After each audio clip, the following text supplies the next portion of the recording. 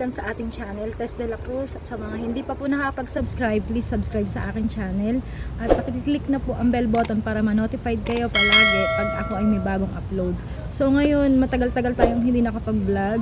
At ang vlog natin ngayon ay ano ba yung top 5 na favorites ko dito sa aking roof garden. Ayun, top 5 lang pero marami talaga sila. Pero 5 lang yung maibibigay ko na pinaka favorite ko dito sa garden ko ngayong 2024. Kasi halos lahat naman ng mga halaman ko napakadaling alagaan. So itong mga napili ko, kaya ko sila napili kasi hindi ko alam na talagang magugustuhan nila dito sa aking roof garden, at saka yung way ng pag-aalaga ko sa kanila, hindi ako nahirapan talaga. Napaka-easy nila alagaan. So tara na at papakita ko sa inyo yung mga top 5 na favorites ko sa aking garden at kung bakit ko sila naging favorites din. Una na gusto ko dito sa aking garden na favorites ko, ito yung begonia. Ayan. May flowers na siya. Ito na yung baby lang to nung plants ko dati na mother plant, kaya lang na pumangit yung mother plant, hindi ko agad siya naasikaso. Buti na lang pala at nagpropagate ako nito kasi napakaganda nito guys. Oh, ang ganda ng mga dahon na dito ay may pagka red maroon, tapos dito green, tapos ang ganda ng dahon niya. Oh, kaya napakaganda naman talaga at talagang magugustuhan nyo rin talaga yung ganitong klaseng plants.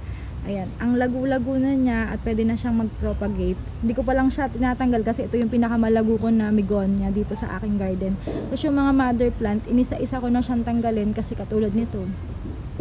Ayan, ganito na lang yung nangyari dun sa mother plant, pero inagapan ko siya. Bigla na lang siyang naging ganyan, nag-dry yung mga leaves niya, pero kahit dinidiligan ko naman siya, naging ganito siya. Kaya mas mainam talaga guys na nagpo-propagate kayo ng inyong mga halaman kapag meron kayong isang halaman, para naman hindi kayo mawalan kapag ito ay nagka-problema yung mother plant. Ito yun guys.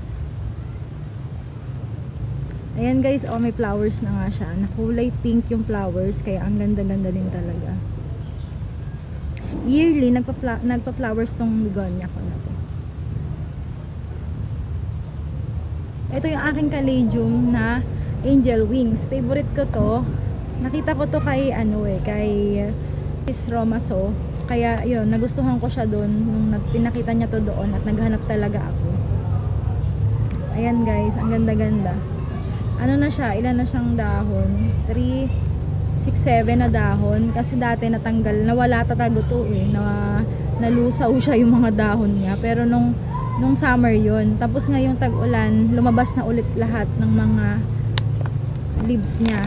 Pero ito pa rin yung kung ano yung binili ko, ito pa din yun. Hindi ko pa siya nare-repat. At ayan, may mga coco cubes siya sa loob. Ay, hindi ko pa rin siya pinapalitan. Ito guys, oh, ang ganda. Ayan guys, yung ating angel wings. Maganda siya kasi madali lang siya alagaan. At yun nga lang talaga, pag summer talaga madali siyang mag-dry. Kahit na diligan mo pa siya ng diligan, talagang minsan talaga mangyayari nito, matutuyo siya at mawawalan siya ng dahon. Nakala mo wala na talaga siya. Huwag nyo itatapon guys yung mga ganito nyo kasi tutubo at tutubo pa rin siya, lalo na kung magtatag-ulan. Itabi nyo lang siya sa mga nalililiman lugar dun sa garden nyo. Kaya ayan, favorites ko siya. Wala naman ako nilalagay dito ng mga fertilizer. Sabi ko nga, rainwater lang talaga. Napakadalang ko maglagay ng mga fertilizer dito sa mga halaman ko. Talaga, tingnan nyo naman yung kulay niya guys. So, napakaganda, na puting-puti yung kulay niya. Kaya siguro siya tinawag na angel wings kasi nga ang ganda-ganda na parang wings yung kanyang mga dahon na white. Ito yung bagong dahon. Ayan. May magbabagong mag-unfold. Tapos ito na yung mga luma niyang dahon na nagiging green na din siya. Medyo green. Pero yung iba ay white talaga, yung mga bagong sibol. Ito. Ayan guys. Sana nakikita nyo ng maayos kasi medyo maaraw dito sa garden ngayon. At ngayon ay August 5, 2024. Ayun, happy anniversary Kuya Janry and Ate Gina. Happy wedding anniversary. Ayan guys. At ito naman yung susunod na aking favorite top 3. Ito guys, si Adolphi. Ayan. Kulay green nga lang siya ngayon.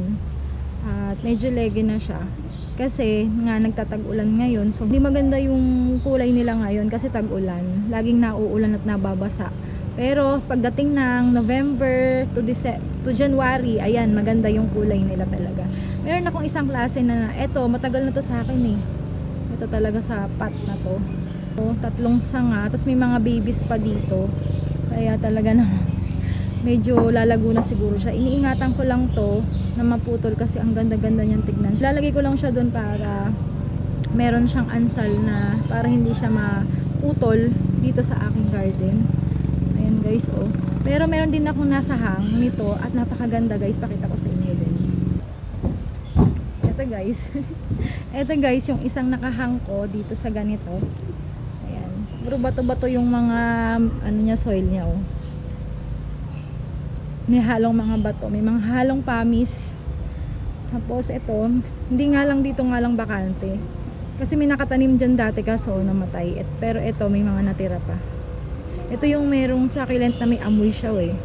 Pero never pa siya nag-flower sa akin. Pero nakita ko kay Sis Marge, may flower siya na kulay violet. Pero dito never ko pa siya nakita. Kahit yung mga mature ko na ganito, hindi. Pero ang ganda-ganda ng kulay nila guys. Pero hindi yan yung favorite natin ngayon. At ito, medyo ayan, nag-yellowish siya. Kasi naaarawan siya sa part na yun. Nakita ko ng malapitan. Green pa rin talaga naman siya. Na may pagka-yellow yung mga dulo. Alam ko Adolphi din to. Ayan guys. Diba? May pagka-yellowish na, may pagka-red yung mga tip niya. Ang tagal na nito sa akin guys, siguro almost 2 years na to sa akin, mahigit. At talaga namang okay pa rin naman sila. Maganda talaga sila sa nakahang yung mga succulents, kaya try nyo din na ihang yung mga succulents nyo sa hanging pot kasi magaganda talaga sila guys, gumaganda oh. Ang lash-lash nga niya eh. Hindi ko kasi siya masyado napapansin. Madalang ko siyang mapansin, pero tingnan nyo naman oh, kung gaano siya kaganda. Ayan. Ito yung favorites ko kasi hindi siya mahirap alagaan na succulent kasi halos yung ang dami ko nang na-try na succulent na ibang klase, iba-ibang klase talaga kahit nung nagsimula pa akong mag-plant vlog kasi noon ako nagko-collect kasi nagbebenta din ako ng mga succulent nung time ng pandemic. At doon ako start na mag-vlog ng mga halaman. So noon pa lang nagtatry na talaga ako magtanim ng mga succulents pero hindi ko talaga ako pinapalad na mabuhay silang lahat. So ayun lang, ito yung mga natira talaga. Ito yung pinaka the best sa akin na succulent. Beginners kayo sa paghahalaman at gusto ninyo ng succulent guys, ito yung mai-recommend ko sa inyo na plants, yung Adolphi, kasi napakadali niya talagang alagaan. December siya, yun, maganda na yung kulay niya. So update ko pala kayo dito sa December para makita nyo yung kaibahan ng yung kulay nila. Ayan guys, sana try nyo din yung maghang kayo ng mga succulents. Ayan guys, eto si pillow plant, yung top 4 natin. Ayan. Dito marami nagpapaalala sa akin kasi una ko tong nakita kay Sis Marge Santillan sa kanyang vlog noong mga pandemic time, nung nagsisimula ako mag-plant vlog. Doon nagsimula yun na nung nakita ko yung ganito niya. Kasi nung pandemic, di ba, walang magawa yung mga tao. So, nag-ano tayo, nag-garden, naisipan nating mag-garden. At doon nag-boom talaga yung mga plant vlog, yung mga plantito. Yung nakita ko sa kanyang vlog, so nagandahan ako. Kaya lang, ibang-iba yung kulay nito doon sa Australia. Kila Miss Marge, na kulay violet na parang magenta yung kulay niya. Lalo na ngayong winter sa kanila, napakaganda nito guys. Doon ko nakita yon at dito yata nagsimula na talagang idol natin yan si Sis Marge Santillan. Dito nag-start yon na ayun. Tapos sunod-sunod na ako nanonood sa kanya. At alam ko kayo din na idol niyo si Miss Marge Santillan. At dahil sa magaganda niyang mga halaman. So ito yung pillow plant na hindi ko akalain na meron din pala dito sa Pilipinas. Nakita ko siya nung sa garden ng aking mother-in-law, si Mami Evelyn. Si Mami Evelyn ng La Evelyn Cactus and Succulent Garden dito sa amin sa Kalumpit, Bulacan. Ayan, pero taga Hagonoy po ako. At yung shop niya ay sa Kalumpit, part ng Kalumpit. Ito po, kulay green siya ngayon, pero pagka din month of November to January, medyo nagiging pinkish po yung mga dahon niya. Ito napakadali din siyang alagaan kasi kahit yung kahit yung mga pag naputol tong mga dahon na to, ipatong nyo lang at tutubo din siya, magkakaugat din siya kahit ipatong nyo lang sa soil. Tapos pag ikakat nyo siya, itutusok nyo lang din sa soil. Napakadali niyang alagaan. Ang dami kong propagation nito at hindi ako nagpapawala nito. Ang problema ko lang talaga dito sa pillow plant ay kapag tumagal, nagiging leggy siya kasi nababawasan siya ng katulad nito guys. Ayan, nawawala na yung mga dahon niya. At yung iba naglalagas talaga sa katandaan na rin niya. Kaya ang ginagawa ko pagka gano'n na yung aking pillow plant ay nagpo-propagate na ako para hindi ako mawalan. Nagre-remind sa akin, sabi ni Ate Cecil sa kanya. Kaya lagi niya ako naaalala kapag nakikita ni Ate Cecil yung pillow plant. Kasi nga dito din ako parang naging kilala sa pillow plant na to nung nagsisimula pa lang ako mag-vlog. At ayun, palagi daw siyang bumibili yearly kahit namamatayan siya. Kasi pagka winter ay nahirapan siya mag-alaga. Talagang hindi nakaka-survive sa Japan itong pillow plant. Sabi ko nga sa kanya, kung malapit ka lang Ate Cecil, binigyan na lang kita ng pillow plant ko. At ayun guys, so tingnan nyo, ang laki ng may mga lalaki siyang dahon at may maliliit din. Ayan guys, so tingnan nyo, i-compare nyo tong dahon na to at saka ito.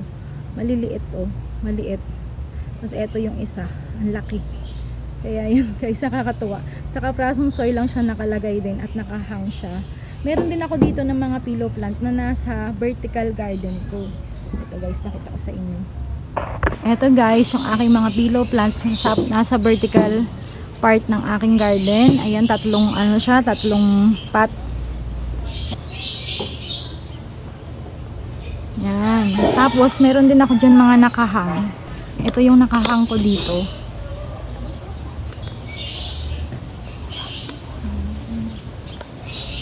At meron din ako dun sa may bandang unahan. Ito. Medyo pumapaling yung aking camera. Ito. Ito guys, yung aking top 5 na favorite sa aking garden, yung mga cactus. Kasi umulat umaraw sila dito sa aking roof garden. Talaga namang nagsusurvive sila. Ayan, no, may flowers pa nga yung isa. Ang ganda-ganda. Talagang yearly siya nagpa-flowers. Pati yung aking mga gymno din. Cactus yung aking top 5 na favorites sa aking garden. Na kahit talaga umulan, umaraw, talaga nakaka-survive sila guys sa aking garden. Marami pa akong cactus dito at alam ko nakita nyo na yun sa mga nakakaraan kong vlog na pag-update ko dito ng rainy season. So okay naman po sila, wala naman pong namatay na cactus dito sa aking garden. Ulanin, arawan sila. Ngayon kasi maaraw na at hindi na masyadong umuulan. Minsan umuulan siya pagkagabi dito sa Bulacan, dito sa atin, sa Pilipinas. Ito siya guys, may flowers pa nga siya. At ang ganda-ganda niya. Tingnan nyo naman kung gaano kadami yung mga babies niya dito. Ayan guys. Ang ganda Kaya ako naman sila nagustuhan kasi nga napakaganda nila at napakatatag nila dito sa garden ko. Ginawa kong soil sa kanila, mabato talaga, mafamis yung mga cactus natin kasi para hindi sila ma-overwater doon sa mga panahon na maulan talaga, ganyan. At kahit naman kasi ang cactus hindi mo madiligan, mabubuhay pa rin siya. At makikita mo lang siya na kulang sa tubig pagka nagiging wrinkled na yung kanyang yung mga ganito, yung mga balat. Pag nagiging wrinkled na sila, doon malalaman na kailangan nilang diligan. Pero ako nagdidilig kasi ako nito every 3 days kapag summer. Or pagka naman maulan, talagang nauulanan at arawan lang talaga sila dito sa garden ko. At ayun guys, yun nga yung aking top 5 favorites sa aking garden ngayong 2024.